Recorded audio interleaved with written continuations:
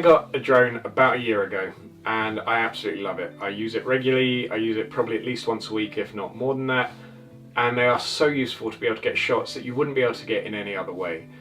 When I first got it, I thought that I would be taking far more video than photography, and I do use it for videography, but the problem is that actually the shots that I wanted to get, those amazing sweeping mountain vistas or zooming across water or chasing bikes, those things don't happen that regularly.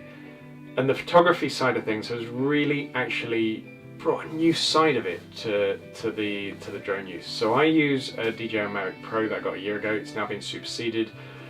I'm not going to start getting into which drones are best, whether you want a DJI or whether you want a Parrot or whatever you want. Your choice. There are enough videos out there that will explain to you the difference between them and what you want to get.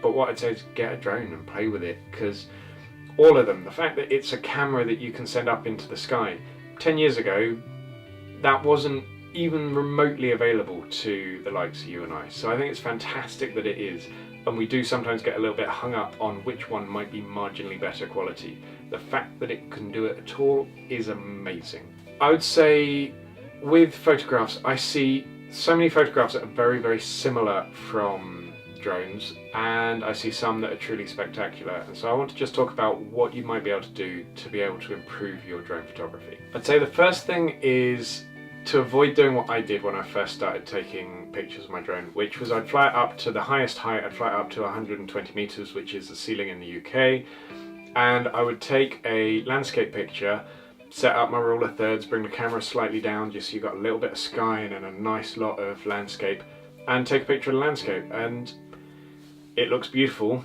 but essentially it's still the landscape that you're looking at, it's just from slightly higher up.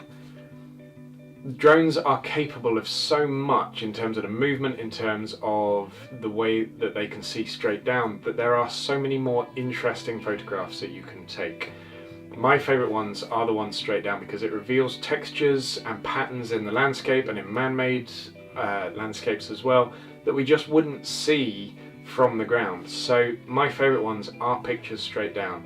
Don't be afraid to vary your height as well. The temptation is just to go to the highest that you can go and then leave it there, but actually bring it down. Take some pictures from lower down, so you're maybe only 12 feet above a person. Portraits from just above people can look really interesting. I've done some fantastic yoga shots that I was really happy with, and it just gives you a different perspective.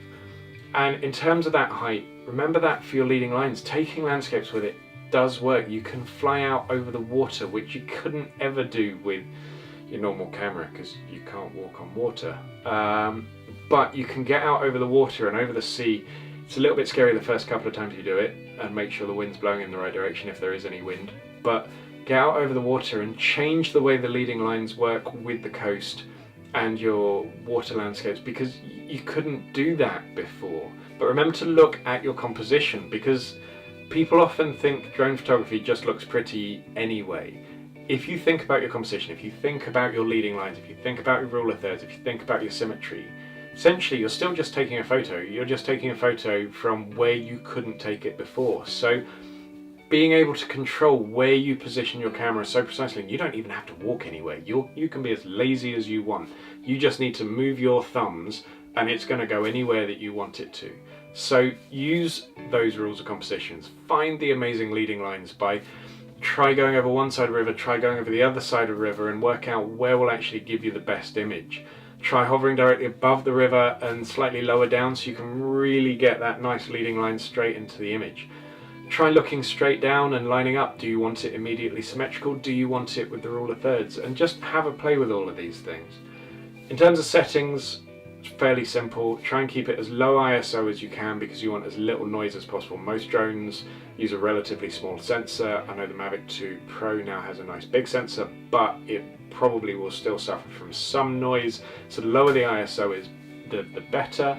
And shutter speed, I would say probably you want the higher the better, but the nice thing is that because you're taking it from an object which is designed to hover as stably as possible, and it has a nice wide angle lens, you should be able to use relatively low shutter speeds, so you can take it in slightly lower light. Sunsets can look absolutely amazing from just slightly higher up.